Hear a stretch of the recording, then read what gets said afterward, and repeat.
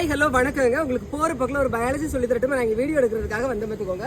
வந்த இடத்துல பார்த்தீங்கன்னா இங்கே ஒரு நார்த்தங்காய் செடி, அதாவது எலுமிச்சியா நார்த்தங்காயான்னு தெரியல, அந்த இடத்துல என்ன பாருங்க நிறைய இந்தந்த மாதிரி கட்டி விட்டுருந்தாங்க. ஓகேவா? ஸோ இது வந்து பயாலஜியில் பிளான்ஸோட ரீப்ரொடக்ஷனில் வெஜிடேட்டிவ் ப்ராபகேஷன், அதாவது பிளான்ஸோட வெஜிடேட்டிவ் பார்ட்ஸ், அதாவது லீஃபாக இருக்கலாம், ஸ்டெம்மாக இருக்கலாம், ரூட்டாக இருக்கலாம், ஏதோ ஒரு பார்ட்ஸ் வந்து ரீப்ரொடக்ஷனுக்கு சப்போர்ட் பண்ணுது பார்த்தீங்களா, அதை தான் வெஜிடேட்டிவ் ப்ராபகேஷன் சொல்லுவாங்க. அந்த வெஜிடேட்டிவ் ப்ராபகேஷன் நிறைய டைப் இருக்கு. அதில் ஒரு நீங்கள் கேள்விப்பட்டிருப்பீங்களா, கட்டிங், அப்புறம் வந்து லேயரிங், கிராஃப்டிங் எல்லாம் கேள்விப்பட்டிருப்பீங்க.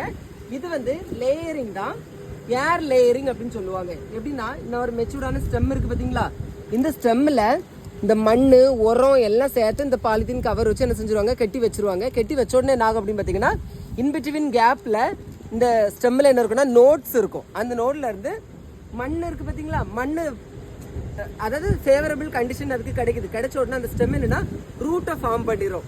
அப்போ ஒரு பிளான்ட் வளர்றதுக்கு ரூட் தேவை. இந்த இடத்துல ரூட் ஃபார்மேஷன் ஆனதுக்கப்புறம் இந்த பிளான்ட் என்ன செஞ்சுருவாங்க, இந்த இடத்துல கிட்ட காட்டு, இந்த இடத்துல கட் பண்ணிடுவாங்க. அப்போ இவ்வளோவே என்ன ஆயிரும், புது பிளான்ட்டாக என்ன செஞ்சிடும், உருவாகிறோம். ஓகேவா? இப்படி தான் ஏர் லேயரிங் பண்ணுவாங்க.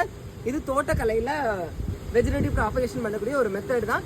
இந்த மெத்தட் ஆல்ரெடி உங்களுக்கு தெரியும் அப்படின்னா கமெண்ட்ல சொல்லுங்க. உங்க ஊர்ல இதுக்கு என்ன நேம் சொல்லுவீங்கிறது மறக்காம கமெண்ட் பண்ணுங்க. லைக் பண்ணுங்க. தேங்க்யூ.